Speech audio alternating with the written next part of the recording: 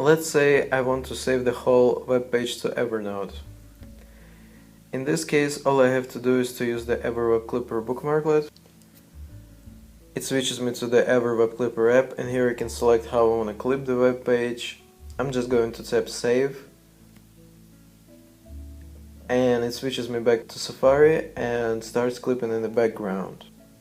Okay, so we got a notification that says that it has clipped the web page. Let's go to Evernote to see how it looks. Here's the page that I've just clipped. You know, in some cases you want to clip the whole web page instead of just the article, and as you can see, we got pretty much everything. It preserved the style.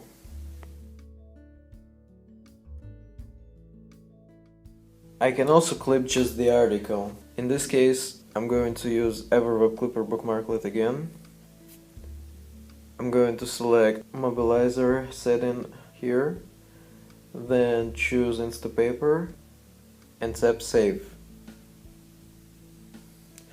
Let's see how the result looks in Evernote.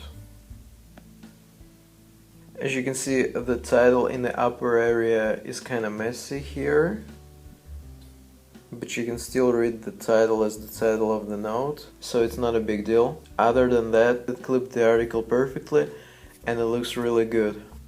And I just wanted to show that you can also clip the article without any additional apps or bookmarklets by tapping on the reader button here, then tapping on the arrow here, then tapping on mail this article and sending it to your Evernote email address. And in case you don't know, you can look up the Evernote email address in the Evernote settings. Evernote email address. Now let me show you how to clip some certain part of a web page. I find the most convenient way to do it is to just copy something and then send it to Evernote by email. So for example, if I want to clip this sentence to Evernote, I select it, tap copy, tap on the arrow, tap on the mail this page, enter my Evernote email address, paste and send. I find this to be the most convenient way, but you can also use the EverWebClipper app to do the same thing. In order to do that with the EverWebClipper app, you want to enable background monitoring. Here's the option. You want to turn it on. So here how it's gonna work. Tap on copy, you get a notification, you tap the notification, switches you to EverWebClipper app, and then you can save whatever you've copied to Evernote by tapping on save. I don't really like this though, because I don't want to see a notification to switch to EverWebClipper app each time I copy something. Most of the time when I copy something, I don't want to save it to Evernote, and the notification just gets annoying. How to set up the EverWebClipper app. So here's the EverWebClipper app. In the left part of the screen you can select how you want to clip the current page to Evernote, and in the right part of the screen you can set up the default settings. You can set up return to browser immediately or after clipping or never. I prefer to keep it immediately.